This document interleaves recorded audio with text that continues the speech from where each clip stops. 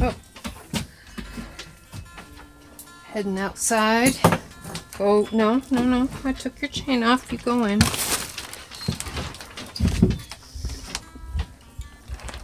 Here, let me, oh, I can't turn the view around. Shoot. Well, it is a gray day out. And as you can see behind me, pretty much all the snow has melted. And I'm out here without a coat on because it's that warm in January. I believe Scott is next door procuring us some sawdust because today it's all about the poop. Got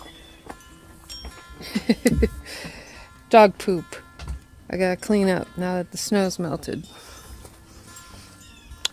And we have lots and lots of buckets that we need to get into our compost pile. Can you see him back there? Let's see. Yeah, back there. Clean the buckets out so we have new buckets, and then put these here back there to compost. And here comes Cameron. So yeah, today's all about poop. Yeah. I figure this thaw, which is typical for January. I mean, in Ohio we have big storms and get lots of snow, and then everything thaws out, and then you feel a reprieve, and then bam, in February we get hit with another blizzard. Watch out for all the minefields. Unfortunately, it also brings a big reminder of mud. And while the wood chips have been good, they cannot compete with the rain that we've had, and our driveway needs some help. We got some big holes there, and we're running out of areas to avoid them. I mean, we still have big, huge piles of wood chips up there, but we got to get machinery to move them. So that's a project that's going to happen very soon because we have a lot of holes to fill up. Well, hello, Cameron. There's our Cameron. Cameron.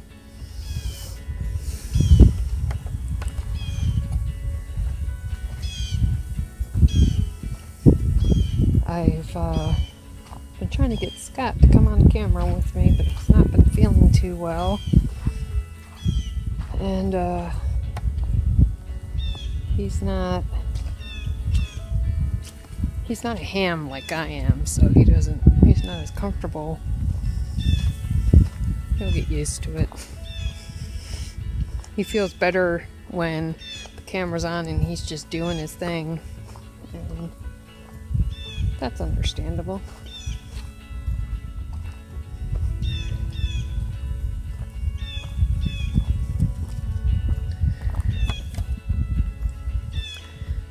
You can see through the trees, there's the mill where he works.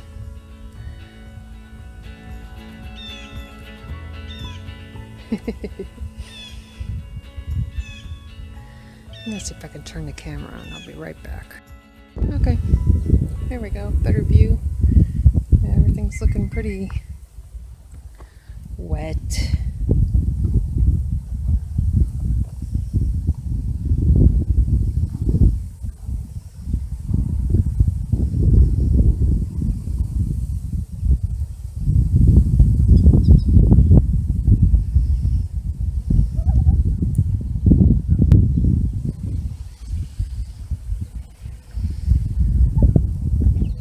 Precursor to the mud season to come.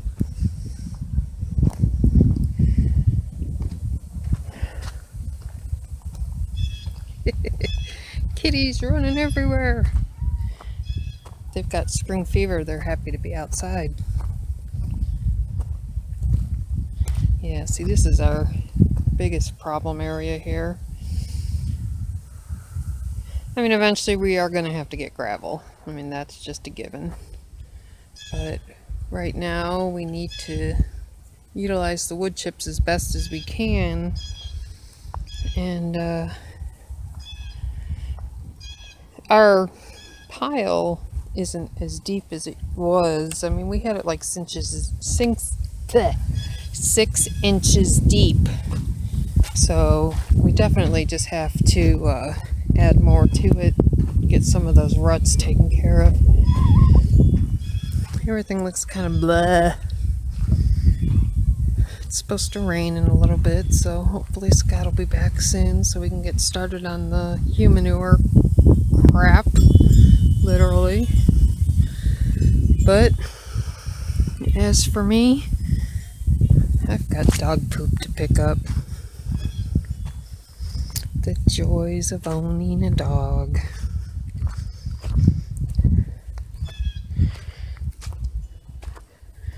So, I'm gonna try and get Scott on camera later, and we'll talk about our goals. In the meantime, I better get to work.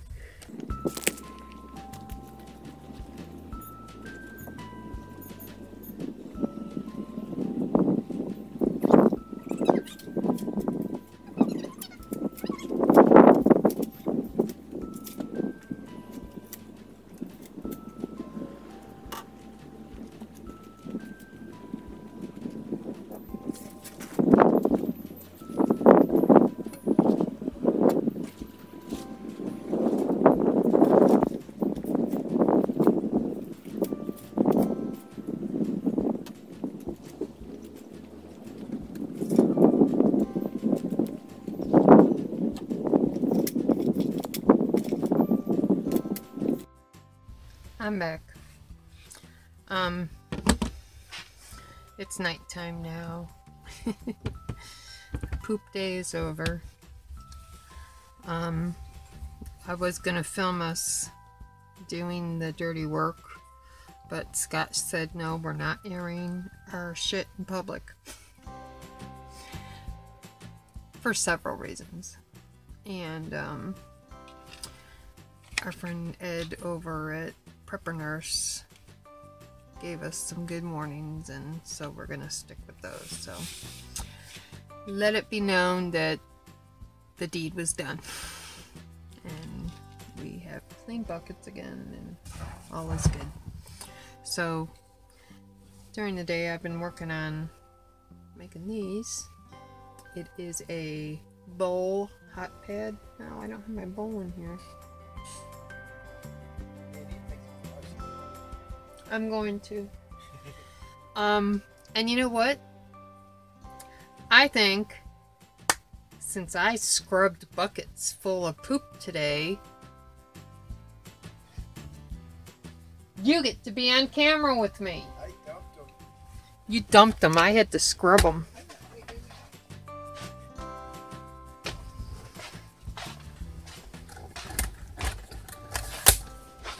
Hold on a second. He's protesting, but his fans want to see him. The only fans I have are up there. We've had requests for you. Hello! I must respect our viewers.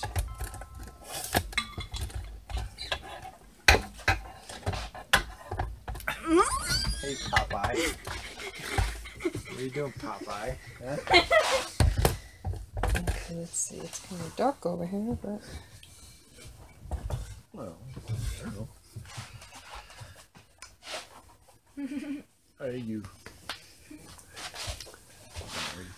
I think it's okay. Yeah. Well, we're supposed to come. Alright. So my video the other day, I was pitching a moaning, pitching a fit, groaning. all really upset about this YouTube thing. And I'm over it. I've watched a lot of videos all weekend. I saw different perspectives. I saw people freaking out. Oh, it's gonna kill the small YouTubers.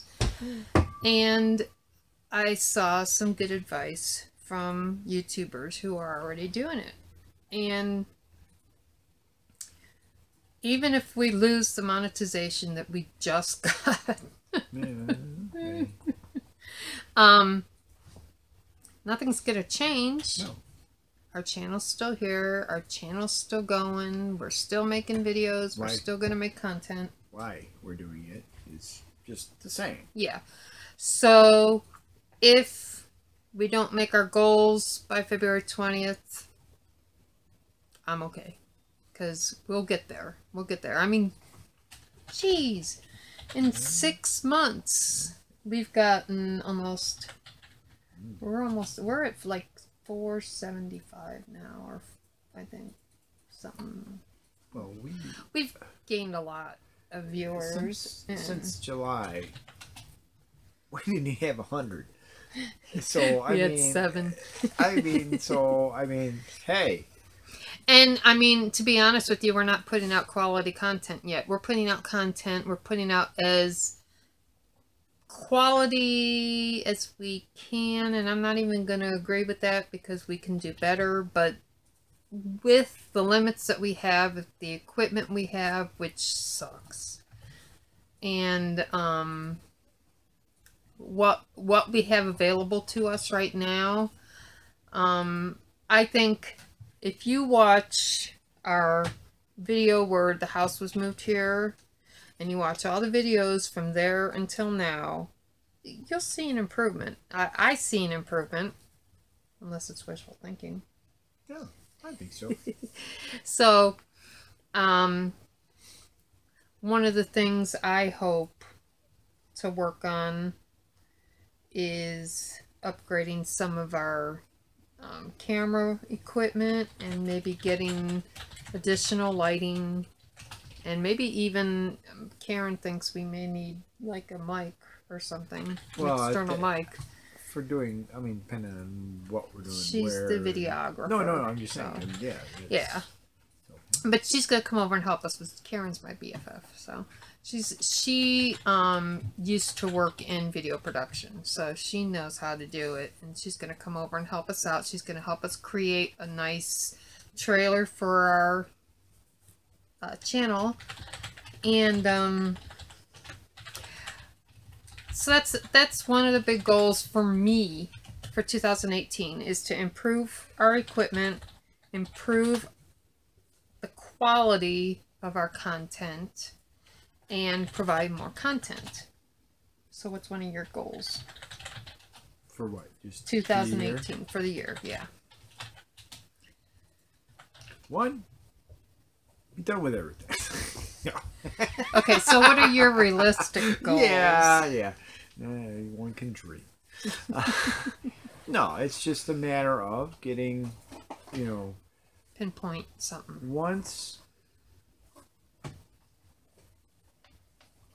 Planning is an important part of what we have to do, so that way when opportunities present themselves, weather helps, or presents itself to be able to do so, then we can you can do many things. We've got to get the household in the finished state, which, that's the highest priority thing. And then developing the property in its functioning, living manner. Where are we going to have things? Where our livestock area is going to be, where, gardens, just, all those things, which, it's just a matter of planning and taking time. I mean, I know for sure we're going to have chickens this year.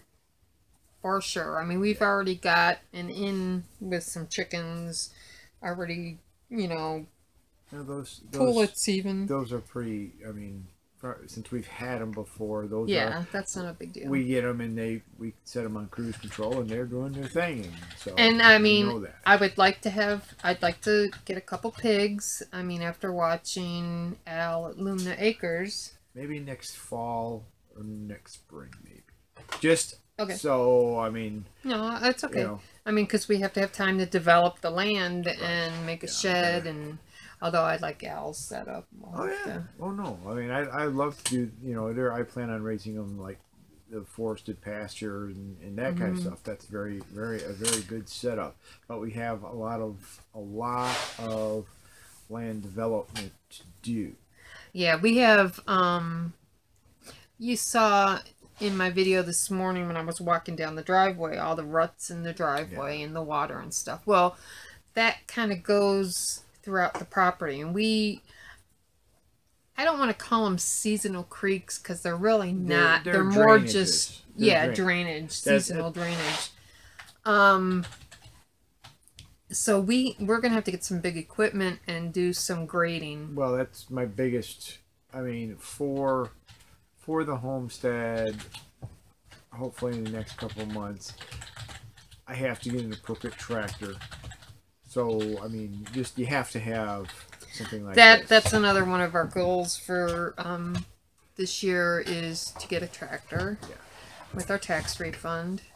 So we're watching Craigslist and stuff for that because we need one. We need one bad. Well, we have to have. You have to have something like that in order to do this. Hi. Hi, bud. Oh yeah, you're fine, buddy. Your hair's kind of crazy. Yeah, my hair's crazy. You got crazy hair, bud. Another goal is to get Seamus helping us outside with the garden and the animals that we get. We're gonna have chickens again. Are you excited? Yeah. Seamus is like what am I thinking of? An animal whisperer. Animals are always around him. So when we had chickens, he'd sit in a chair in the backyard, and the chickens would come and sit on him and, and steal your snack. Yeah. Remember that? Yeah. So he'll be excited to be working with chickens again. One of my most important goals for this year, for all of us, but this is what is on my mind mostly, is getting a water source. Yes. We still do not have running water. And we're going to do a video on that because we've seen a lot of videos this winter, people losing their water because pipes are freezing and stuff. And it's a big deal. It's a big deal when you don't have water. I want to show you a video of we don't have water ever. And show you a day in our life of how we manage without running water. Well, right. I mean, actually, Dirt Patch. I mean, they have the hand pump well. Yeah. So I mean, they have to deal with it that way. And the girls would go and fetch water for them. So I mean, they do that, and I mean, hey. It's much different than going to the tap, turning that handle, and having it run. We don't even have that. We have to go to the grocery store and fill up jugs. Yeah, but that's another thing. Hopefully this spring, looking at getting a cistern set up with the pump system and all that, and a water catchment system. Yeah. Oh yeah, definitely. We need to get Well, see, we're doing a lot of work on the house outside because we're putting these porches on and additions and everything. So I don't know if gutters are something we need to think about right now. If they go up temporary, they can move, when we do expansion. Okay. So, I mean, that's, being able to catch it when we can is good. Okay, so water. Yep. That's very important. That's what I want because I want to be able to do laundry at home. I want to be able to... I'm going to be able to turn the tap on and wash my hands. We've been using wipes, and because we're conserving water, I only do dishes every other day. But I try to have hot water available so people can wash their hands and stuff. But you know what, though? I mean, we're doing fine. We're doing fine. I mean, I go do the laundry at the laundromat. And I do all my cleaning like I usually do. It's just I'm using bottled water and I have to heat it up on the stove. But it works. It's working for now. And really, we've been doing it for 6 months now. So Yep. but I'm partying the day we get running water. Let's see, what else? Gardens. We're only going to have a little garden this year because our land isn't developed yet for gardening.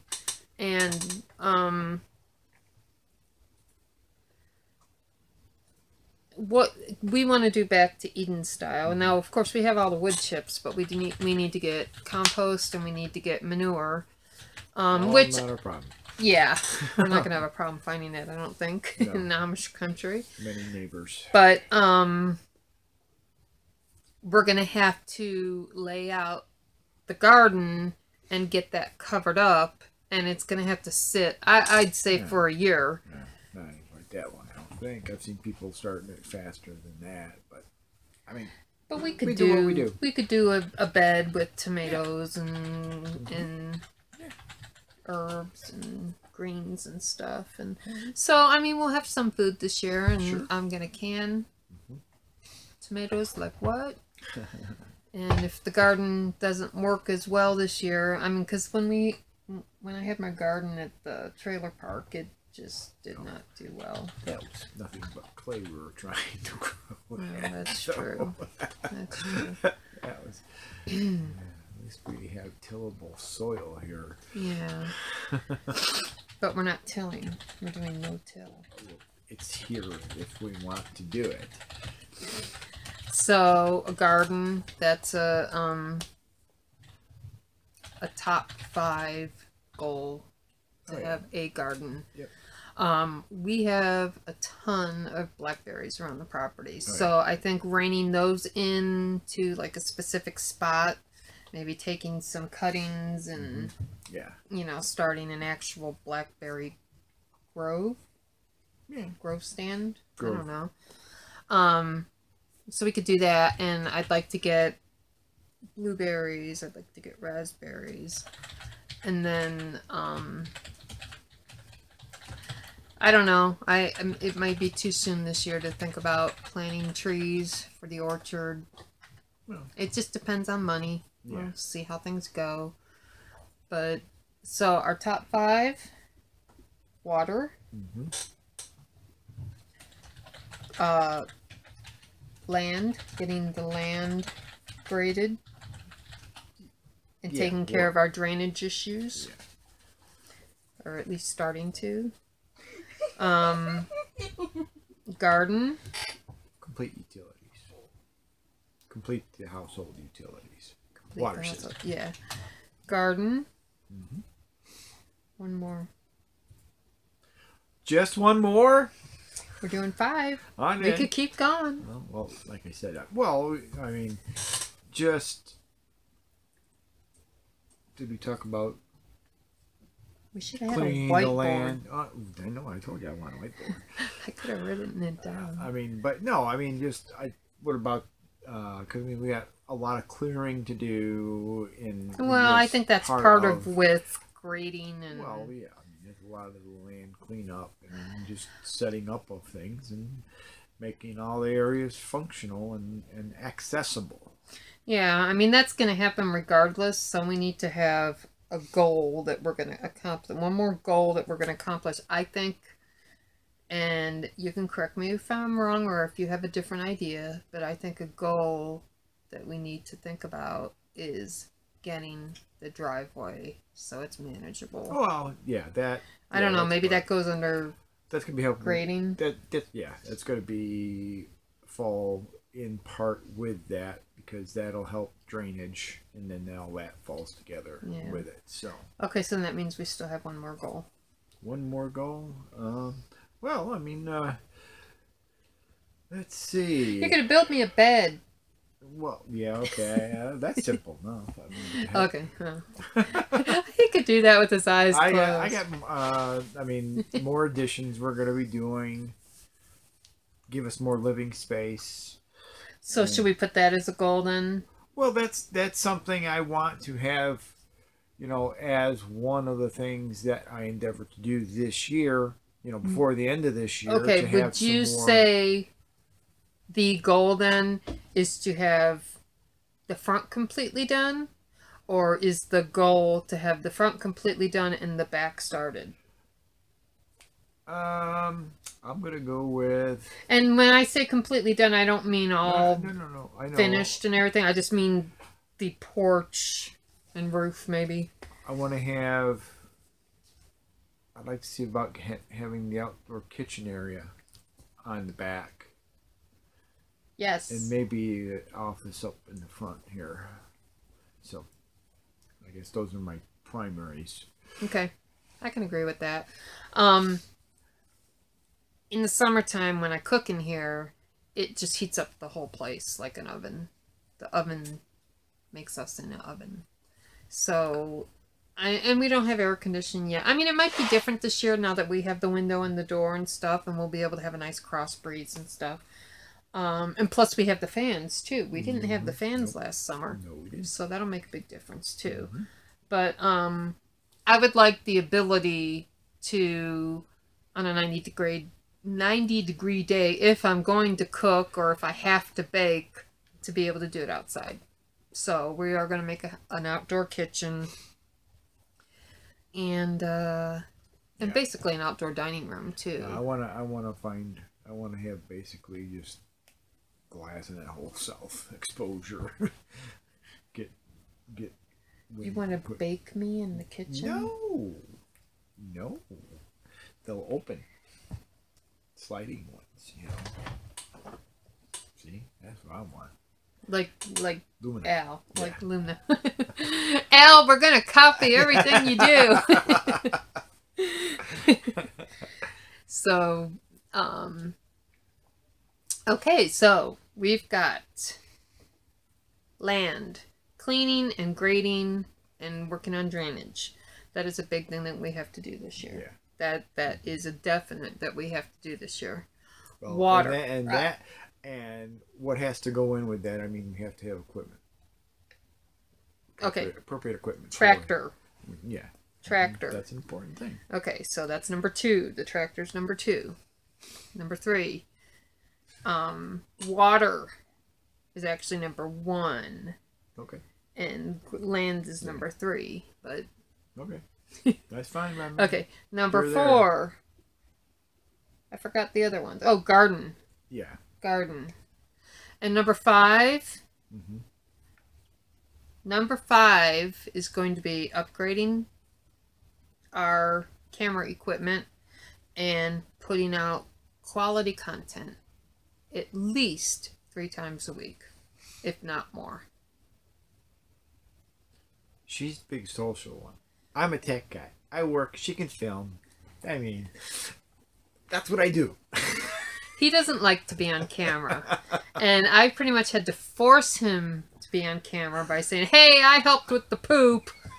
So, and I, you know, before I did that, I sat there and planned it out in the bedroom, because if I'd have come out and said, okay, Scott, let's do a video, he'd have been like, ah, rah, rah, rah, rah, rah. And it's not that he doesn't want to do a video for you. He's just not the ham that I am. He can be, though. It's just when he chooses to be, whereas I am one naturally. Okay, so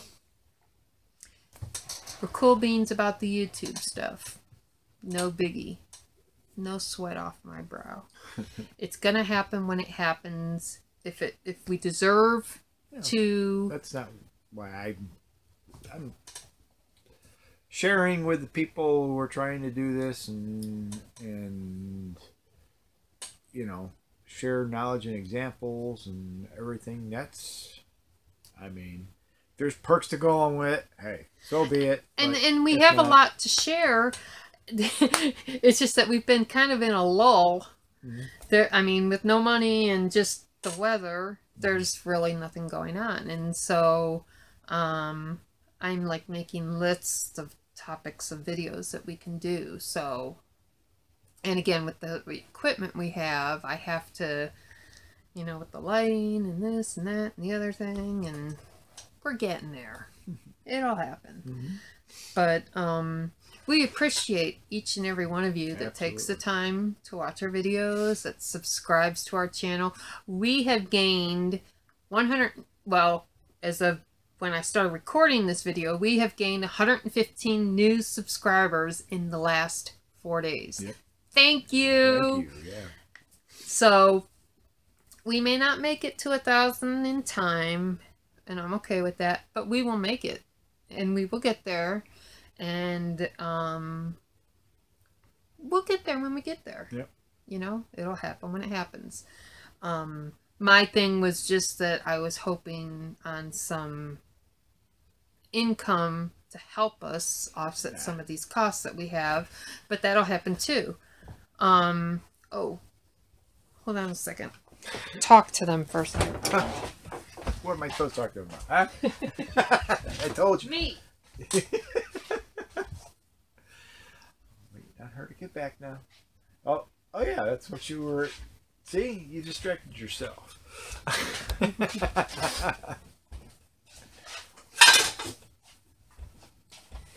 Okay, so I had a girlfriend ask. So there's a video going around on Facebook on how to make these bowl hot pads, and a friend sent it to me in a message and said, "Hey, can you make me a couple of these?" And these are so you can put your bowl in it, put it in the microwave, warm your food up, and then pull it out without burning your hands, and then you can hold your bowl.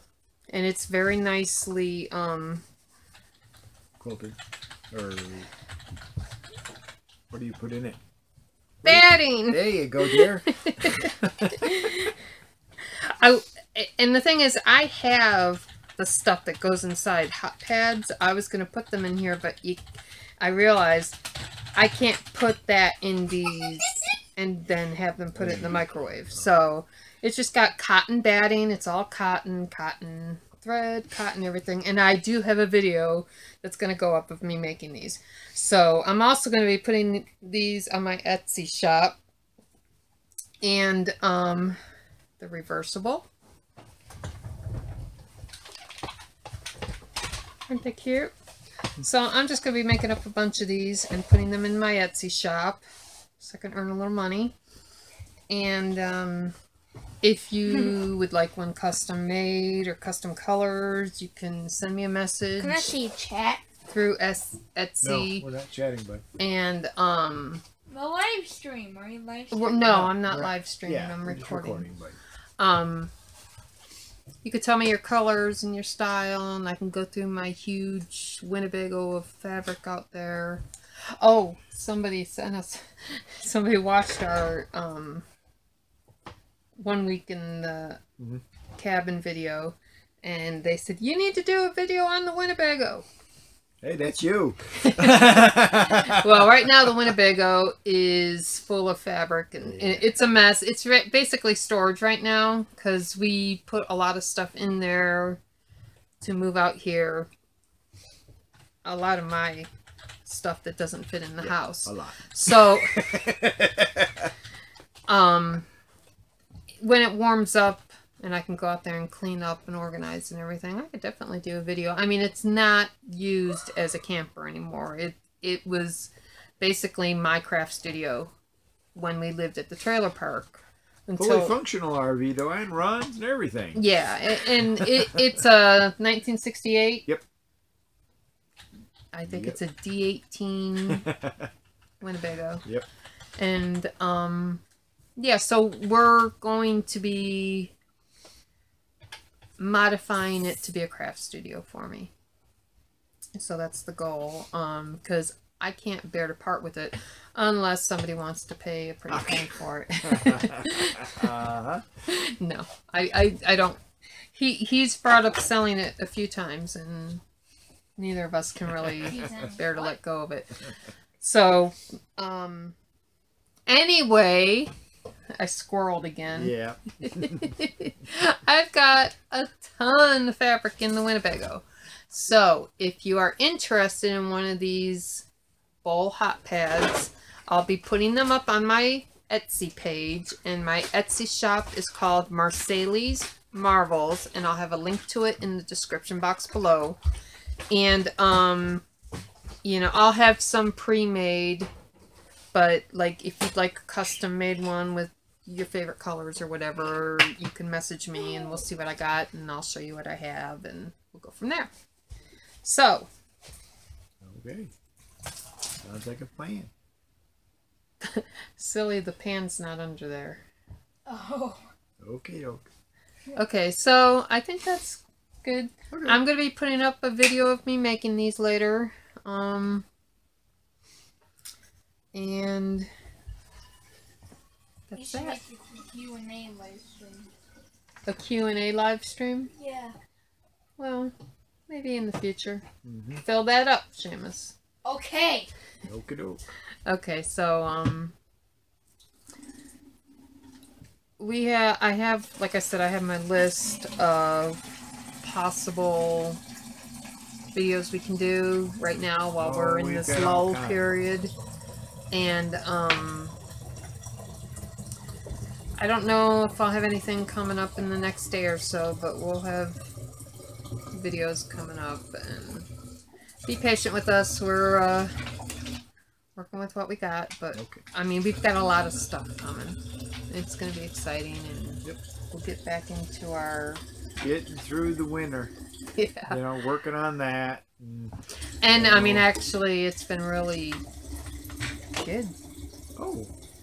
I'm on a group in Facebook called Shed to Home, and a lot of the shedsters are having a real hard time because they don't have... They're not insulated properly, or they don't have a proper sized wood burner. Well, I mean, a lot of them, unfortunately, are running into the situation. Being in the southern states, they are having a system that they put in that handles 10 degrees outside. Yeah. That keeps their home, you know, warm. Yeah, you know? it's been really crazy. I mean, watching these people I know that live down in Texas, that we've been kind of mentoring them and helping them along the way. And I mean, they're dealing with temperatures that they never thought they had to deal with. And they're totally off grid right now. And I mean, they've got little kids and stuff, and they've been really cold. They've had to go and stay in a hotel because it's just gotten too cold. And I'll tell you what, we lucked out with our stove. Oh, very much. Very much. I mean, the stove that we got, well, its brand is, it's a Dovry stove. It's one of its manufactured locations actually is right by where I grew up in Naperville, Illinois. It's a full cast iron stove. It's basically the same type of stove as a Vermont casting. They're almost identical.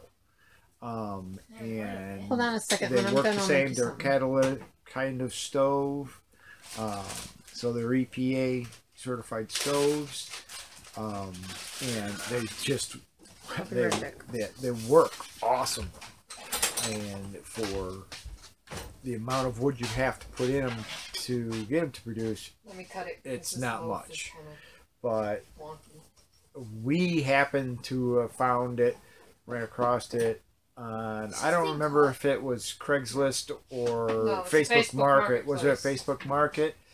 And I mean, the people had just bought the property. They had bought about 20 miles away from us, and the guy had it out in a barn that he had, and they wanted to sell it for $100. I said, okay, let's go take a look at it. And we snatched it up. Oh, I mean, we liked as soon what as we saw it, we're like, okay. And then got home, saw what it was, the name, and did some research.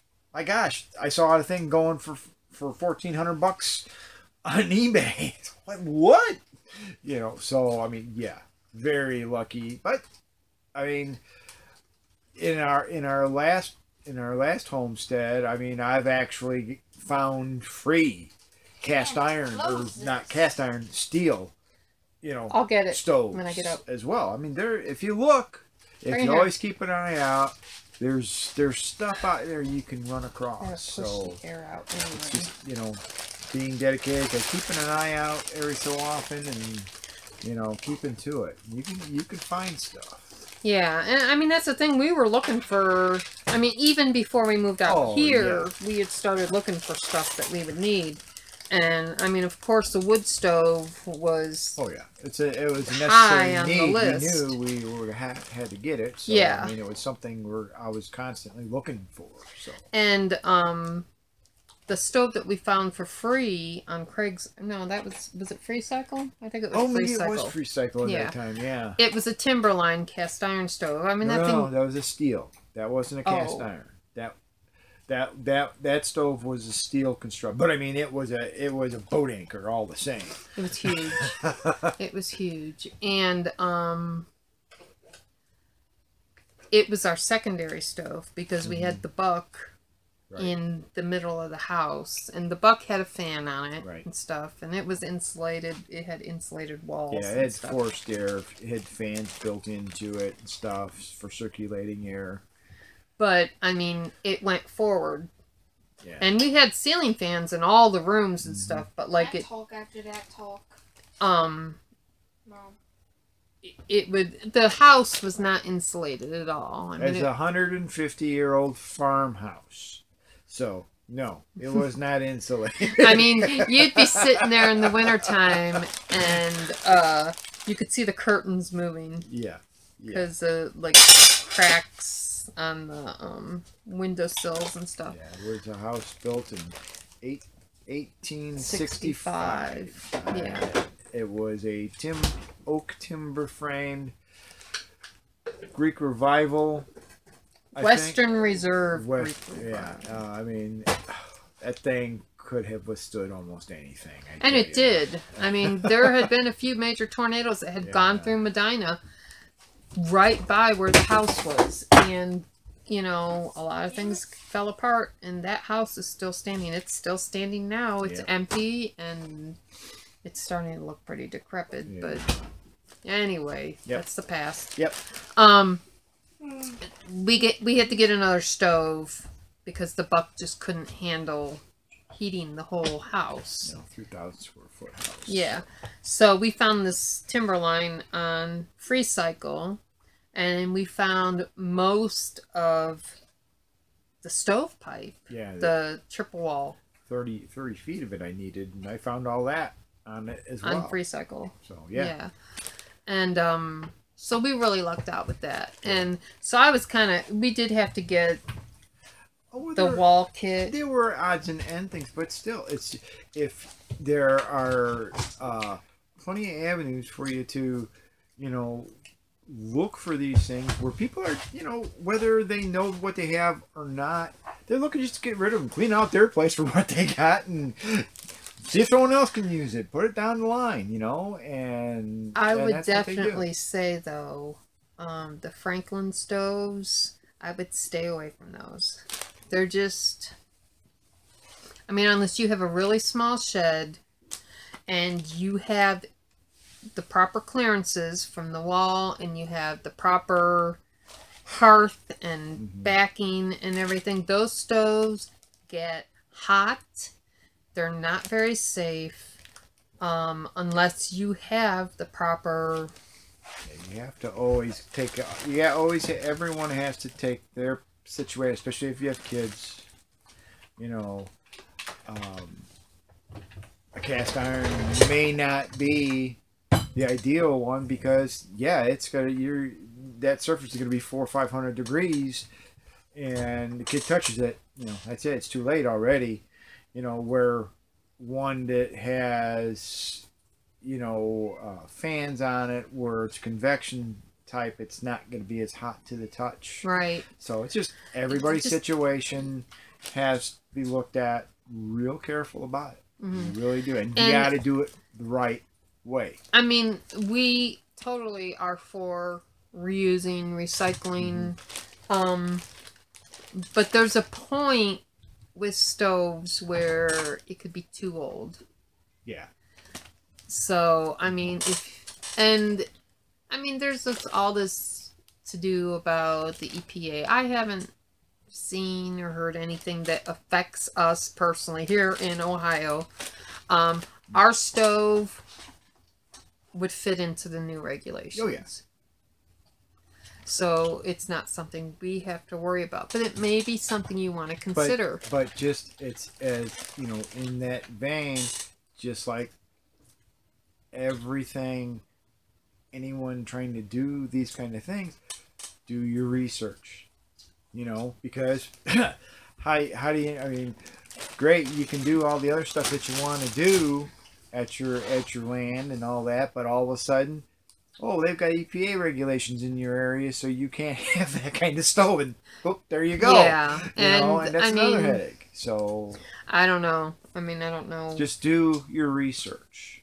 That's the only thing you due diligence, doing it, and then you don't have to worry about it. And that's a lot of, with the people in our situation that are converting a shed to a house, I see a lot of people who will pop up on these groups and say, oh, is it legal to build a shed house in my area? And unless somebody lives in your specific area, they cannot answer that. And you have to do the research yourself. You have to go to your wherever, your county, state, all the township, village, city, town, whatever. Yeah, all that matters. And you have to start from the bottom up. You go to your area, your township, wherever you are. Township, city, you county, have to go. It's township state, and county that's going to affect you directly. Well, city, township are depending on where you're at. You're not going to be city. Most of the shed to house people are not. You live in a small city. But okay, city, township, your county, and then your state. And basically, when you go to find out what your county codes are and stuff, you'll find the state too, right. Because county and state can differ, but state trumps county. Oh, I didn't say that word. No. First off, what regulations there are for the state, your county and township level regulations can take precedent. Oh, okay. If they go farther than the general code requirements.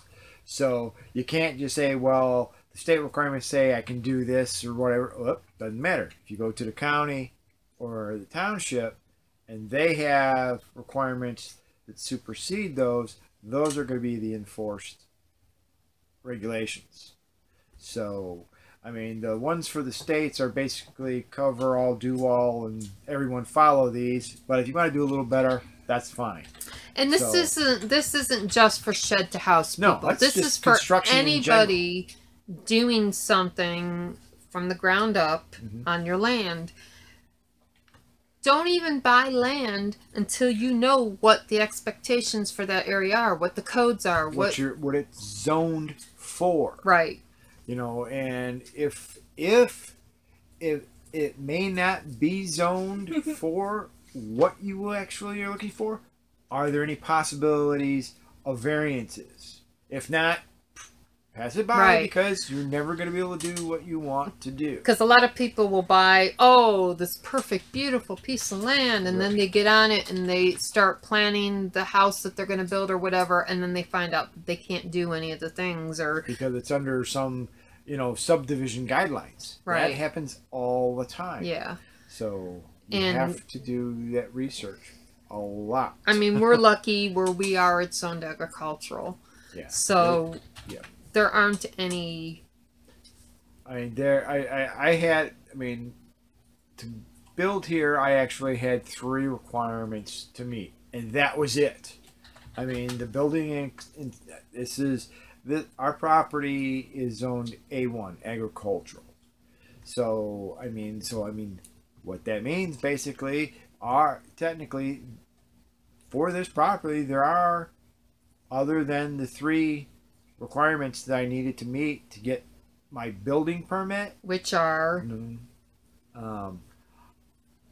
that's it. There's no building requirements as far as structure, no code requirements at all, but I mean, that's what I'm going to do, things by the codes I know because I live here and my family lives here, and so I want things to be right. Right. So, I mean, so even though we don't have codes that we have, and we don't have inspections, we don't have this and that we have to deal with, that a lot of people do have to deal with. And there are a lot of areas where you can't do a shed to house. Mm-hmm. Now, we're able to do it because of the way the zoning is set up in our area. Mm-hmm. But one thing we have to do is meet the minimum size requirements for our house, which is like 1130 square feet. Mm-hmm. So the shed as it is before the porch was like 900. Just about 900. Yeah. So I mean, when we do the additions on the front and the back, we're going to be way over that. Right. So but yeah, and like I said, I see this on the shed group all the time. These people, they want this land. They just, they fall in love with the land, and they don't do their research before they buy the land, and then they get on it and they can't do the things that they want to do. And so research. When we found this land, the first thing we did was got on the computer, went to the county auditor's site, and we looked up as much as we could find. The way our property is set up, the county line goes right through our property. So that's true. One of our borders, one of the property lines is separation between 2 different counties. Right. So that actually was in our favor because we could check each county, because the other county has better recording stuff online stuff than our county, the county we're actually in. Yeah, they're still pretty primitive. They got some catching up to do. So but seriously, I mean, even if your county doesn't have anything online, you can go to the county auditor's recorder. Well, both. Taxation office. Well, that's where they have plot and that kind of stuff. So your county offices, and depending on what you want to find out, just so you can find out what their, county regulations are. And one thing that we saw happen with Gilbrook Farm, they were one of the first people in their development. And yet, when all these McMaster's started coming in, and the rich people didn't want to deal with farm animals and stuff, they were able to find this, like, very buried, what do you call it? Clause or something in there that said, this plot you can have animals on, this plot you can't. Whoever sold the land had parceled it out and decided which parcels would be appropriate. And that's what you have to be careful of, because when they do parcel up areas, they create what's called covenants. That's it. For that, development, and those covenants supersede all the other zoning regulations as far as property use and all that, and that's what can really do you over. And even though they were the first home in that development, and the people that were there in the area were doing basically the same thing that they were doing with the homesteading, when the new people moved in, these city folk, they were able to stop them from homesteading, basically. So you have to be diligent with your research before you buy a property. Just as a case in how people can be in regards to that. I mean, it's coming to mind because we first bought this property, and when it was becoming known that we had bought this property by the neighbors, we have a neighbor who has a wood mill. They know because they know you're working there. But I mean, in me talking with him and stuff, he was very concerned about what kind of people were going to be moving in here, because he has a wood kiln, which means he has a wood burning boiler outside, which they keep going almost all the time, and so which means they have, you know, wood smoke going all the time. You know, they have chainsaws going over there, all their equipment. You know, he was worried about what kind of neighbor he was going to have, because about what kind of headache that was going to give him. You know, seriously. So this is someone who lives out in the country worrying about he was going to have someone city folk. You know, and that's what they said. I mean, and all of a sudden cause him a problem. He and one of his old guys that works for him came up the driveway one day to introduce themselves, and the old guy looks at